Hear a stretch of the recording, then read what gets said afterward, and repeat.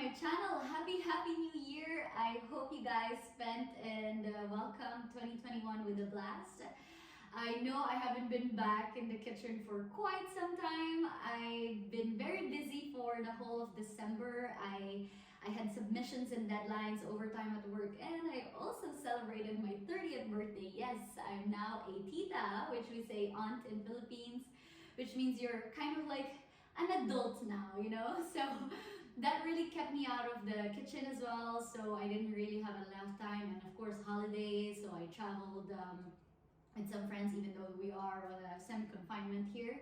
But it was amazing. So I started this year really in a good mood and everything. And I thought, like, what better way to kickstart this year if not to do a traditional Filipino dish, which is Ginataang Tulingan.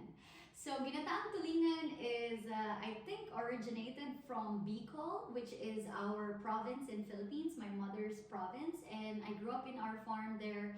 Every summer I used to play and I used to go there. And my favorite aunt actually cooks this dish, and this is always my request from her. So this is a comfort food, and it's really giving me nostalgic vibes right now because I really am looking forward to eating this dish again. It's been so long. So it's a dish that involves tulingan or tambakol. Tambakol I cannot find here, so I settled for tulingan, which is of course still the same. And I think it's called like snapjack tuna in English.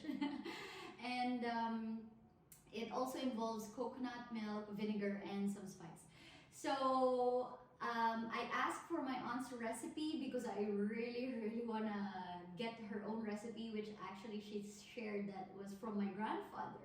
So she's now passing out to me. And I also asked another Filipino friend for his mom's recipe because they're also from Bicol. And of course, we all have different recipes, but somehow my aunt's and his mom's recipe is similar. I mean, like, it's amazing. So now I'm actually gonna do my own, and I hope that I do justice for this recipe. Yeah, I'm so looking forward to it. Let me share you how I actually did this Ginataang Tulingan, and let's get started.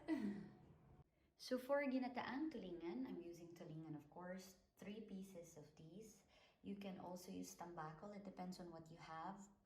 In English, it's either skipjack tuna, mackerel, or bullet fish. So it kind of looks like this, and make sure that you clean. This is the first time I've actually cleaned a fish in my life.